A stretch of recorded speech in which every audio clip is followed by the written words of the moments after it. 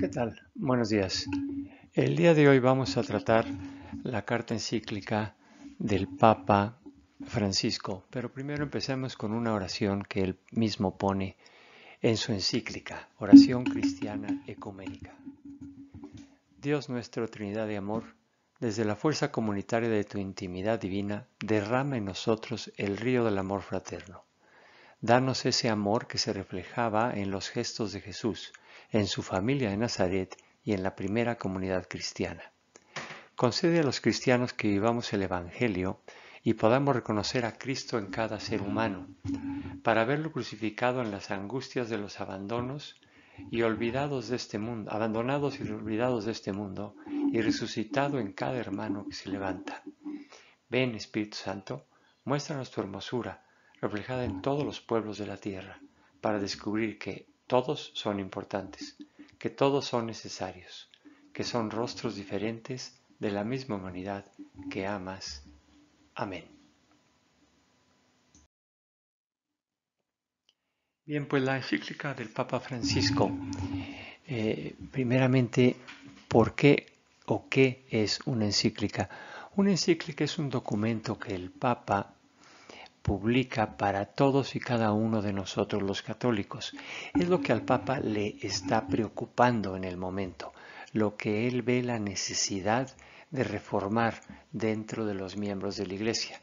Entonces el día de hoy nos invita a meditar sobre la fraternidad en el mundo. ¿Qué tanto amamos y a cuánta gente verdaderamente amamos? Tomemos esta encíclica como un llamado, un mensaje del Papa que tanto nos quiere para que mejoremos como mundo. No nos enrollemos en la política que la encíclica ha agitado, por decirle de alguna manera. O sea, busquemos el mensaje, busquemos la reflexión, es decir, ¿a qué me invita el Papa a cambiar en mi vida, a mejorar en mi manera de actuar? Eso es lo importante de una encíclica.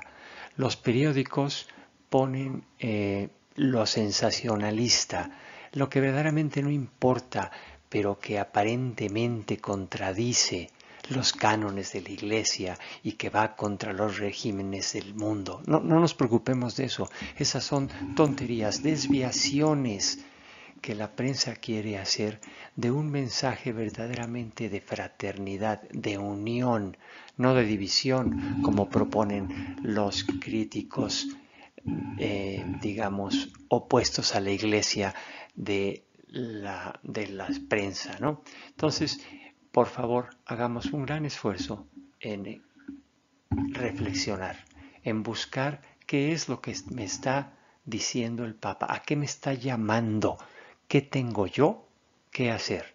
Tampoco lo hagamos macroeconómico o global, ¿sí? Porque no se trata de pensar qué es lo que debería de hacer López Obrador, qué es lo que debería de hacer Biden. No, se trata de ver qué es lo que puedo hacer yo, porque si uno a uno mejoramos, el mundo sin duda mejorará. El Papa nos comenta que esta encíclica, él se inspiró en San Francisco de Asís. San Francisco de Asís tomó parte en la Segunda Cruzada hace 800 años. También él fue a hablar con el sultán Malik el Kamil y logró con amor lo que no se logró con las armas. Él fue a hablar con el sultán y le permitió cuidar los lugares santos, y los franciscanos llevan cuidando estos lugares santos durante 800 años. ¿Cuántas guerras han pasado y siguen cuidando los lugares santos? Es decir, San Francisco de Asís nos comprueba verdaderamente que por medio del amor se consigue mucho más que por medio del odio. En aquel plagado de torreones de vigilancia y de murallas protectoras, las ciudades vivían guerras sangrientas entre familias poderosas, al mismo tiempo que crecían las zonas miserables a las periferias excluidas. Allí, Francisco acogió la verdadera paz en su interior. Se liberó de todo deseo de dominio sobre los demás. Se hizo uno de los últimos y buscó vivir en armonía con todos. Él ha motivado estas páginas, nos dice el Papa Francisco. Entonces, en ese tenor de San Francisco de Asís, vamos a reflexionar sobre esta encíclica. La encíclica tiene 8 capítulos para que los PowerPoints no se hagan muy pesados. Yo creo que lo vamos a dividir en 2 sesiones. Una sesión llegaremos, creo, hasta el capítulo 3 y la otra sesión veremos los otros 5 capítulos.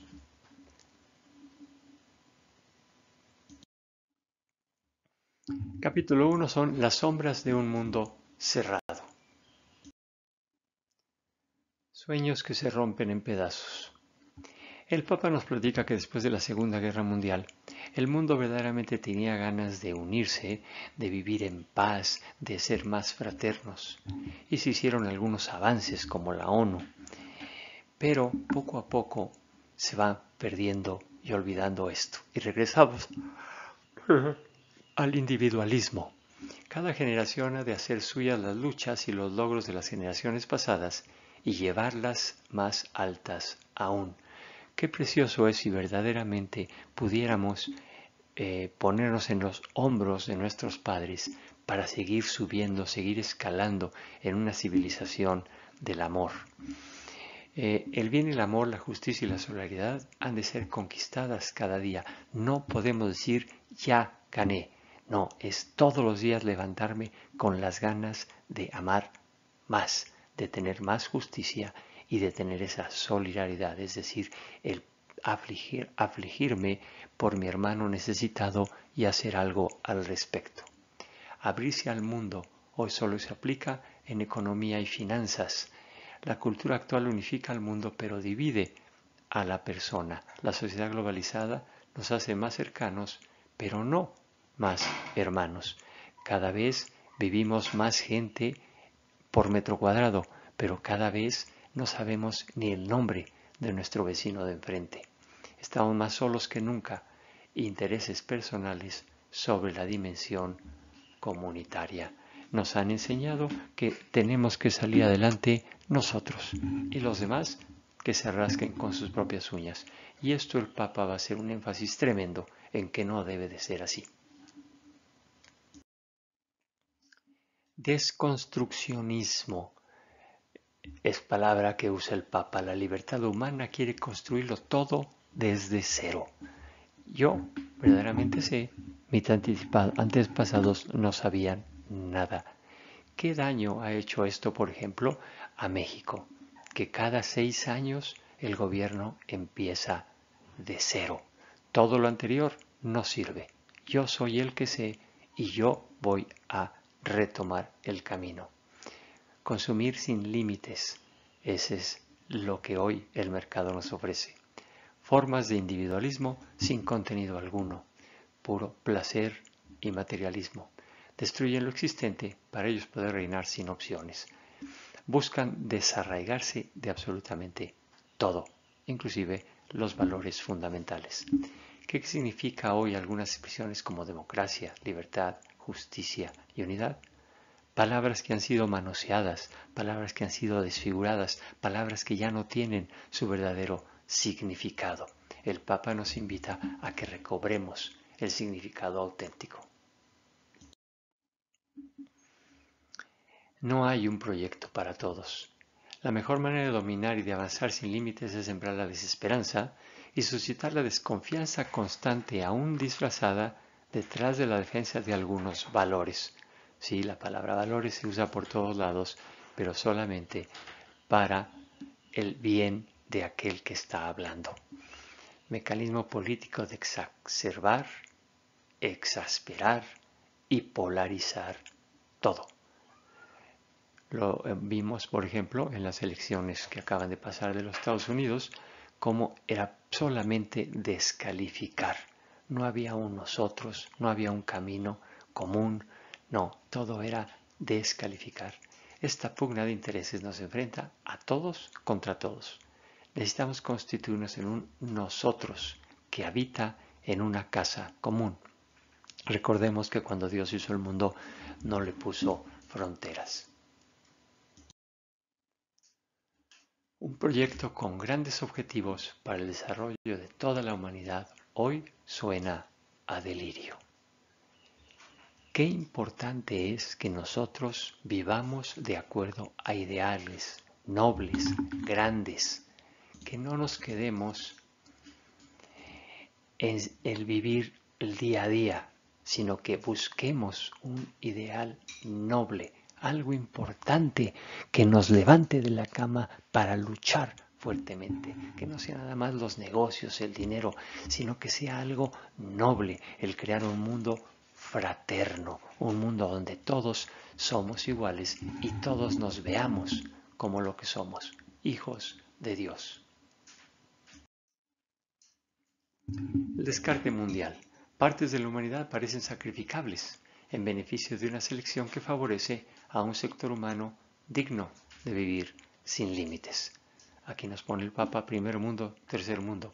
Cómo es que se explota al resto del mundo para que se pueda vivir bien. No importa quién lo hace, con tal de que lo haga más barato. No importa en qué circunstancias. No importa qué esté destruyendo de la naturaleza, con tal de que a mí me salga más barato y mi naturaleza no se destruya. Entonces el Papa nos invita a no hacer esto. En el fondo no se considera ya a la persona como un valor primario que hay que respetar y amparar, especialmente a los pobres, discapacitados, y si todavía no son inútiles, como los no nacidos, y si ya no sirven, como los ancianos. Luchemos por la vida. Nos hemos hecho insensibles a cualquier forma de despilfarro, comenzando por el de los alimentos, que es uno de los más vergonzosos, como se tiran toneladas del trigo al mar para que el precio suba.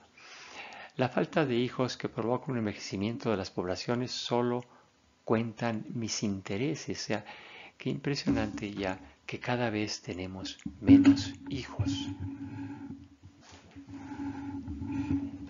Porque quiero estar más cómodo, porque quiero poder tener más placeres. Qué triste es verdaderamente que un hijo lo tome en cuenta solo por razones económicas. Un ser humano es mucho más que eso.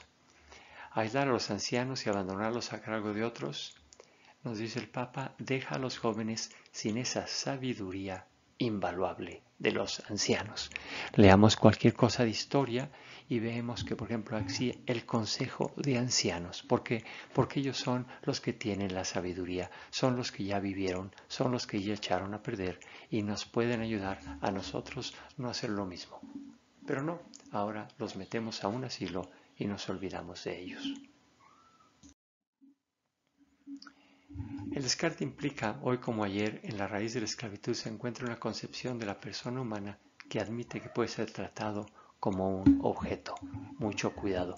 ¿A quién trato yo como objeto y no como sujeto?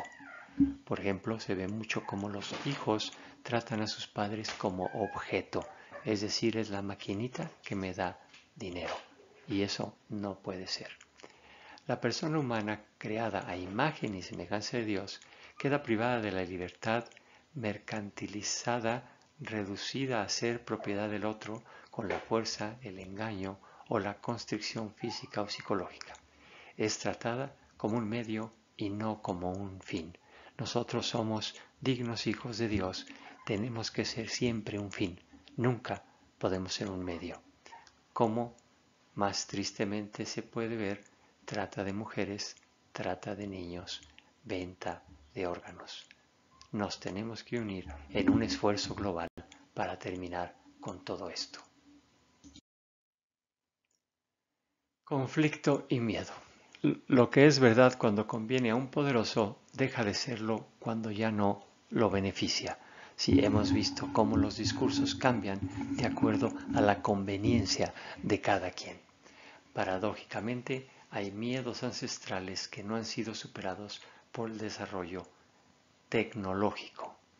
Se crean nuevas barreras para la autopreservación de manera que deja de existir el mundo y únicamente existe mi mundo. Es curioso cómo en el 4000 a.C. se construye la muralla china y hoy en día Trump construye la muralla Trump. No hemos acabado con los miedos ancestrales. Eso nos deja un terreno fértil para las mafias, la soledad, los miedos y la inseguridad de tantas personas que se sienten abandonadas por el sistema, hacen que se vayan creando un terreno fértil para las mafias, porque ellas se afirman presentándose como protectoras de los olvidados, muchas veces a través de diversas ayudas, mientras persiguen sus intereses criminales. ¿Cuántos pueblos no hay que aman al mafioso? Y eso no es más que porque no han encontrado ese amor en los gobernantes. Globalización y progreso sin un rumbo común. Impera una indiferencia cómoda, fría y globalizada. Este desengaño que deja atrás los grandes valores fraternos lleva a una especie de cinismo. El aislamiento sí, aislamiento no, cercanía sí es lo que deberíamos de luchar. Cultura de enfrentamiento no, cultura del encuentro sí. Por eso debemos de luchar.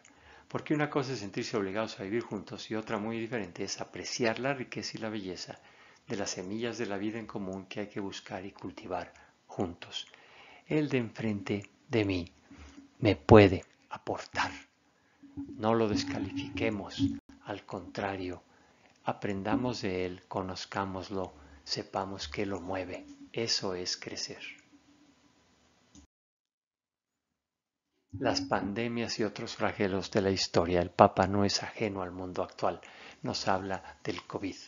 El dolor, la incertidumbre, el temor y la conciencia de los propios límites que despertó la pandemia hacen resonar el llamado a repensar nuestros estilos de vida, nuestras relaciones, la organización de nuestras sociedades y sobre todo el sentido de nuestra existencia. Yo no creo que haya nadie en el mundo que no haya sido afectada de una manera u otra por el COVID. Y entonces esto verdaderamente nos tiene que llamar a reflexionar. ¿Qué hago yo durante esta pandemia? ¿Esperar que acabe? No, tengo que hacer algo por el otro. Tengo que soportar, animar al que está más mal que yo. No simplemente quejarme de la situación actual, sino dentro de la situación ser la persona positiva, la persona que mueve y anima, es decir, el católico, sal de la tierra, luz del mundo. Ojalá que al final ya no estén los otros, sino solo un nosotros. Aprendamos a querernos entre nosotros. Ojalá que tanto dolor no sea inútil, que demos un salto hacia una forma nueva de vida y descubramos definitivamente que nos necesitamos y nos debemos los unos a los otros para que la humanidad renazca con todos los rostros, todas las manos y todas las voces, más allá de las fronteras que hemos creado. La obsesión por un estilo de vida consumista, sobre todo cuando solo unos pocos pueden sostenerlo, solo podrá provocar violencia y la destrucción recíproca.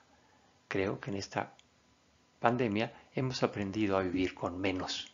¿Por qué no seguimos así? Y claro, lo que nos sobra hay que darlo a los demás. El sálvese quien pueda se traducirá rápidamente en todos contra todos. Y eso será peor que una pandemia. Qué sabio es el Papa Francisco. El sálvese quien pueda se va a convertir en todos contra todos. El mundo nos grita, sálvese el quien pueda. ¿Qué futuro le estamos dejando a nuestros hijos?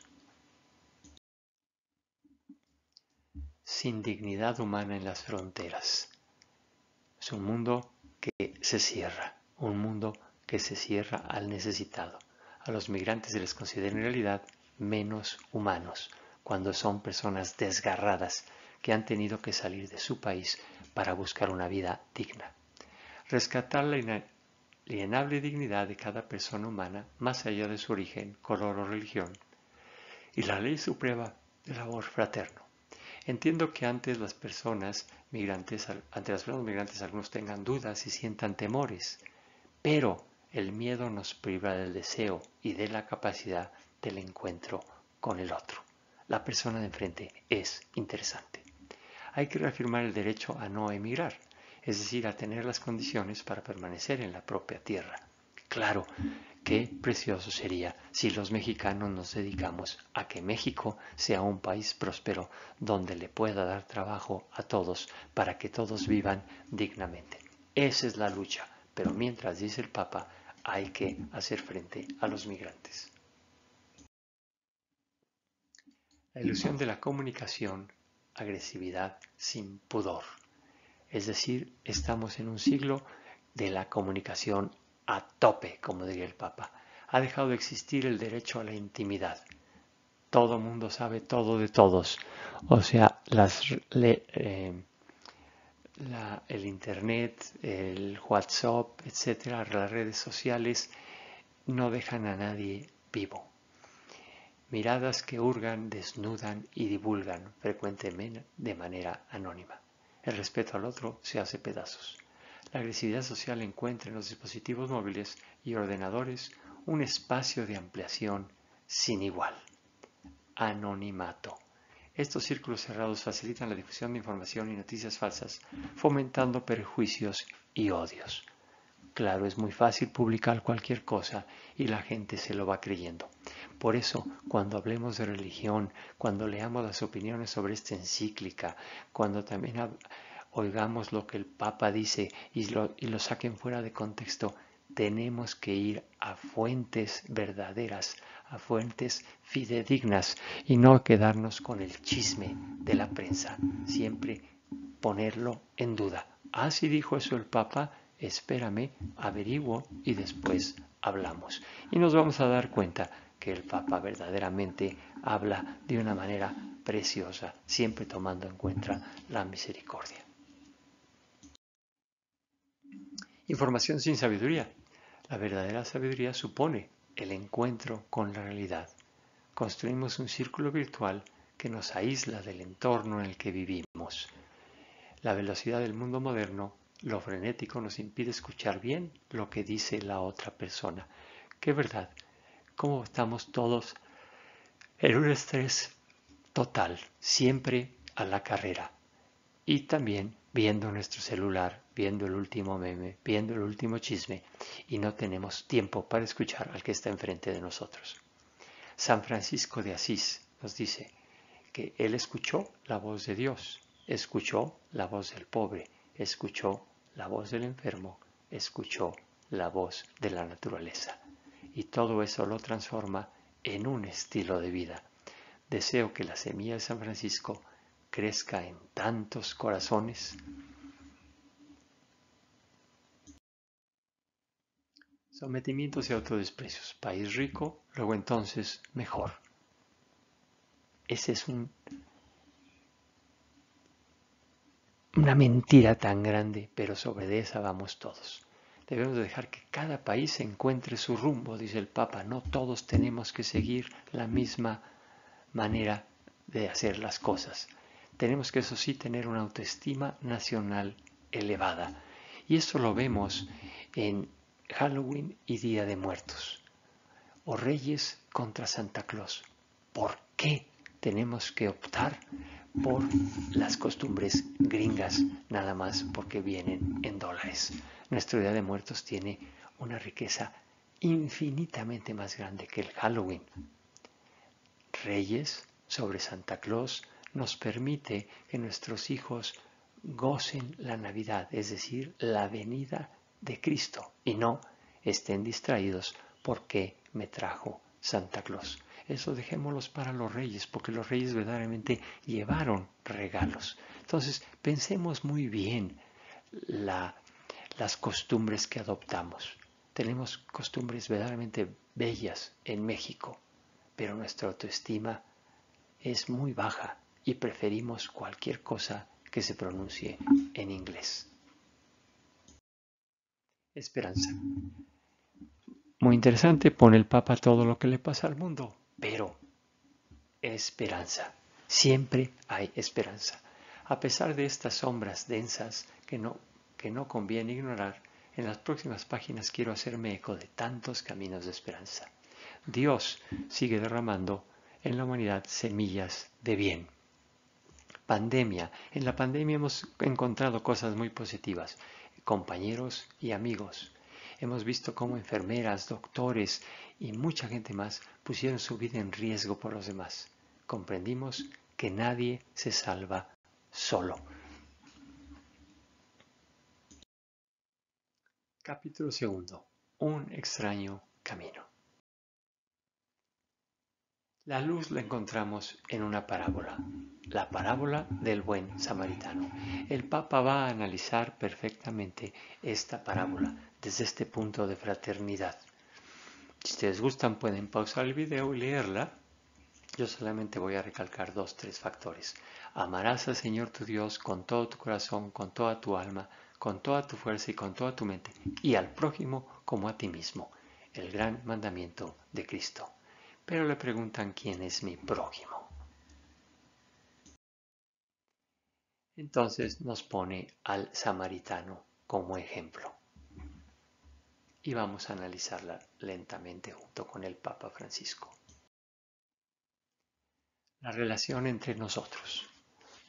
Entonces el trasfondo que tiene esta parábola. Todos somos iguales.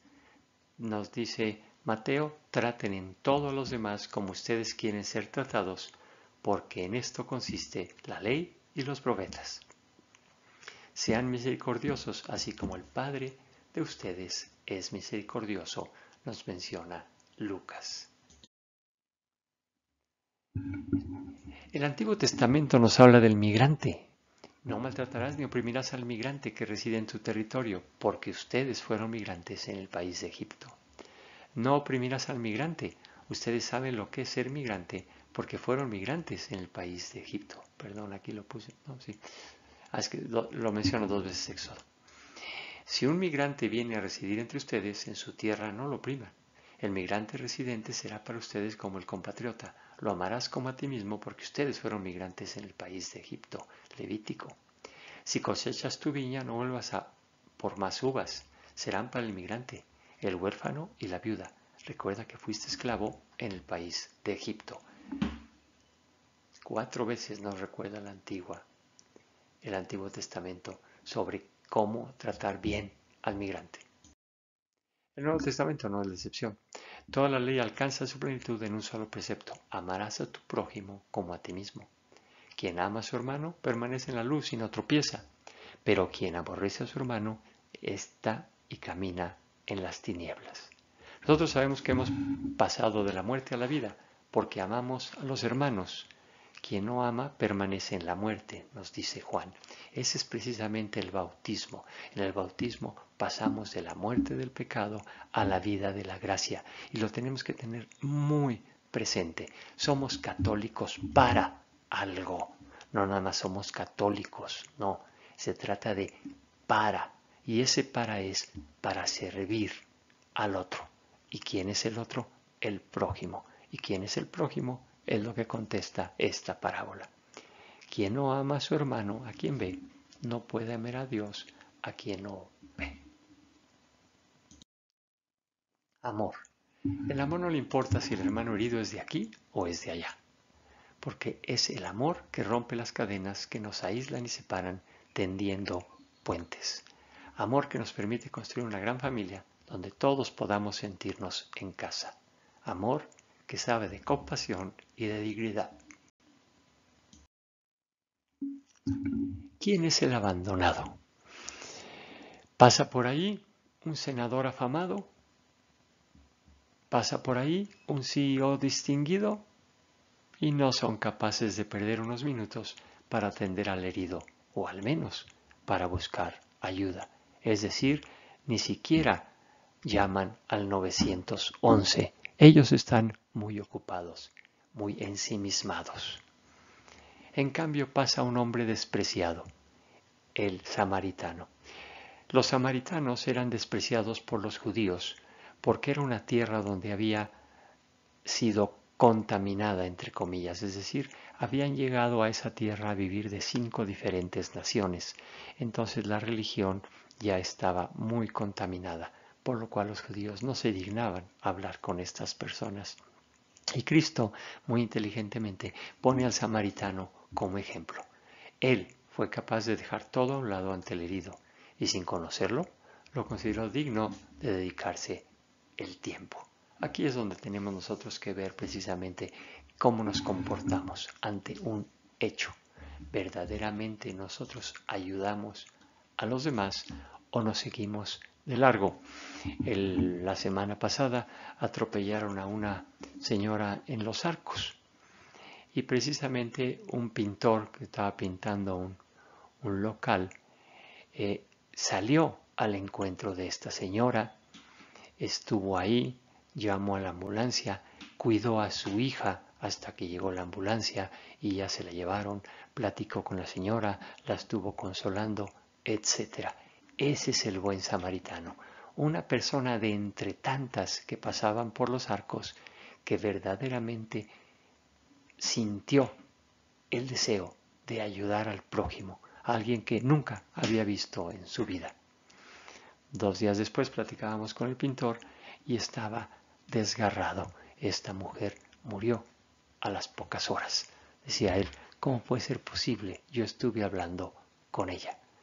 Entonces él se convirtió en esa última alma que vio por ella, ese último cachito de amor que vivió nuestro país. Qué precioso convertirse en el pintor, aquella persona de que desinteresadamente ayudó a esa otra persona que lo necesitaba.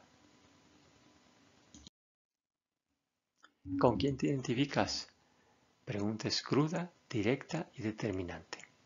Somos analfabetos en acompañar, analfabetos en cuidar y analfabetos en sostener a los más frágiles y débiles de nuestra sociedad desarrollada. Asaltan a una persona en la calle y muchos escapan como si no hubiera visto nada.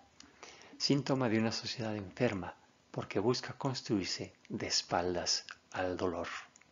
No lo veo, no existe, cuando perfectamente sé que sí existe. La vida no es tiempo que pasa, sino tiempo de encuentro. Verdaderamente este día tiene 24 horas. 24 horas para encontrarme con el otro. No para hacerlo a un lado, no para seguir viviendo mi vida aislada, sino para compenetrarme en fraternidad. Esta parábola es un icono iluminador, capaz de poner de manifiesto la opción de fondo que necesitamos tomar para reconstruir este mundo que nos duele. No dejemos que erija una sociedad de exclusión, sino que hagamos prójimos y levantemos y rehabilitemos al caído para que el bien sea común. Hemos sido hechos para la plenitud, que solo se alcanza en el amor. Decía San Agustín que nosotros nos quedamos con el bien menor, cuando tenemos el bien mayor ahí a la mano. Eso es lo que quiere decir el Papa cuando dice, hemos hechos para la plenitud. Estamos para llegar al bien mayor, que es ver a Cristo cara a cara, conocer el amor en su absoluta dimensión. Y eso no lo podemos lograr si no conocemos primero el amor entre nosotros. No es una opción posible vivir indiferente ante el dolor. Las bienaventuranzas a eso nos llama, a ser sensibles, a afligirnos, a tener esa capacidad fabulosa de afligirnos por el otro, porque es cuando nuestro corazón late, palpita como debe de palpitar. Esto nos debe de indignar hasta hacernos bajar de nuestra serenidad para alterarnos por el sufrimiento ajeno, es decir, afligirnos. Eso es verdaderamente lo que significa dignidad. Es el desafío presente, al que no hemos de tenerle miedo. En momentos de crisis la opción se vuelve acuciante. La desidia social y política hace de muchos lugares de nuestro mundo un camino desolado. Jesús con la parábola nos alienta a adherirnos a el amor, a reintegrar al dolido y a construir ya una sociedad digna de tal nombre. ¡Qué preciosa invitación del Papa! ¡Qué llamado más impresionante! Quitémonos de la venda de los ojos, Pidámosle a Dios que nos permita ver y sentir, afligirnos por el dolor del otro y hacer algo al respecto. Vamos a analizar los personajes. Los salteadores. En primer lugar, Jesús ni siquiera nombra a quién fue el que hizo el daño. Igual en nuestro mundo, el mal ya está hecho, pero ¿qué vamos a hacer ahora? Los que pasan de largo eran inclusive personas religiosas. Nos podemos poner el saco nosotros, es decir, nosotros somos católicos, vamos a misa, somos buenos entre comillas. ¿Nos hubiéramos parado a ayudar al samaritano? La paradoja es que a veces quienes dicen no creer pueden vivir la voluntad de Dios mejor que los creyentes. Sí, a veces nos llevamos esas sorpresas, aquel a que marcamos, aquel a que nosotros apuntamos, mira, no es católico. A veces lo es, mucho más que nosotros mismos. Hay, como dice el Papa, una triste hipocresía. El engaño del todo está mal es respondido con un nadie puede arreglarlo. ¿Qué puedo hacer yo? Mucho, muchísimo. Si cada quien hiciera algo por el otro diario, este mundo sería muy diferente. Por lo tanto, tú haz tu parte. De esta manera se nutre el desencanto y la desesperanza, y eso no alienta un espíritu de solidaridad y de generosidad. Al contrario, si tú haces algo, alientas a que el otro lo haga. Hundir a un pueblo en el desaliento es el cierre de un círculo perverso perfecto. Así obra la dictadura invisible de los verdaderos intereses ocultos que se adueñaron de los recursos y de la capacidad de opinar y pensar. El hombre herido.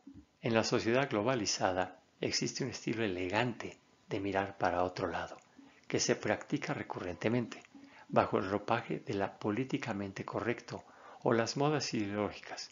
Se mira al que sufre sin tocarlo, se lo televisa en directo, incluso se adopta un discurso en apariencia tolerante y repleto de eufemismos. Definitivamente, ¿qué es un eufemismo? Palabra o expresión más suave o decorosa con que se sustituye otra considerada tabú, de mal gusto, grosera o demasiado franca. Hemos perdido la franqueza. Todo lo cubrimos de color de rosa, en vez de decir las cosas como son. Este hombre está robando. Aquel hombre es un insensible. Veamos las cosas como son y no inventemos excusas para no actuar el bien. Mirar para el otro lado y políticamente correcto. Meditemos cuántas veces, como dice el Papa Ratzinger, políticamente correcto está sumamente cerca de la cobardía. Por no hacer lo que tenemos que hacer porque nos da miedo, mejor asumimos una postura políticamente correcta o miramos para el otro lado. Hay que defender al indefenso. En la oficina, cuando una mujer es acosada, hay que defender su dignidad, no simplemente callarnos o peor aún, seguir con la bromita. Recomenzar. Cada día se nos ofrece una nueva oportunidad, una etapa nueva. Qué importante frase. A mí me encanta esta frase del Papa. Diario nos levantamos. ¿Y a qué nos levantamos? ¿Qué nos motiva? Como decíamos hace poco, ese ideal tan noble o simplemente el seguir con esta vida aburrida. Seamos parte activa en la rehabilitación y el auxilio de las sociedades heridas. Hoy estamos ante la gran oportunidad de manifestar nuestra esencia fraterna, de ser otros buenos samaritanos. Solo falta el deseo gratuito, puro y simple de querer ser pueblo. Fíjense los adjetivos que usa el Papa. Gratuito, es decir, yo de aquí no quiero sacar nada. Puro, la pureza de intención. Qué belleza que se está perdiendo. Siempre es, ¿y para mí qué hay? No, hombre, hay esa pureza de intención de ayudar sin querer recompensa. Y simple, porque lo simple es lo perfecto. No rebusquemos la cosa. Voy, ayudo a la persona que lo necesita y punto. No me complico. alimentemos lo bueno y pongámoslo al servicio del bien. Las dificultades que parezcan enormes son la oportunidad para crecer y no la excusa para la tristeza inerte que favorece el sometimiento. Ante la dificultad, oportunidad, oportunidad para crecer y vencer. Pero no lo hagamos solos, individualmente. El buen samaritano no lo hizo solo. El buen samaritano buscó al hospedero y le dijo que cuidara a ese hombre. Así nosotros tenemos que hacer equipo, nosotros, para que sea más fuerte que la suma de pequeñas individualidades. El todo es más parte que la parte, es más que la parte y también es más que la mera suma de ellos. El ejemplo es nuestra mano. Nuestra mano tiene 5 dedos. ¿Qué haría cada dedo por separado? No podría hacer absolutamente nada, pero juntos en nuestra mano podemos hacer prácticamente todo. Entonces, seamos un nosotros. El prójimo sin fronteras. Jesús eleva la vara. Para los judíos en la antigüedad, el prójimo era nada más el próximo, eran ellos mismos, era el pueblo. La propuesta es la de hacerse presentes ante el que necesita ayuda. Cualquiera que entre en contacto conmigo, yo tengo la obligación de amarlo. El samaritano se hizo prójimo del judío herido. Él no pensó, ni siquiera es de la misma religión, este me desprecia. No, él ayudó al necesitado. Atravesó todas las barreras culturales e históricas. Sí, no se quedó en el status quo, él fue más allá. ¿Me siento llamado a volverme yo un prójimo de los otros? El capítulo 3 lo vamos a ver en nuestra próxima sesión para que el PowerPoint no se haga demasiado largo. Entonces, pronto, yo creo que hoy mismo, les mandaré la segunda parte que empezará con el capítulo 3, Pensar y gestar un mundo abierto. Sean felices en Cristo. Gracias.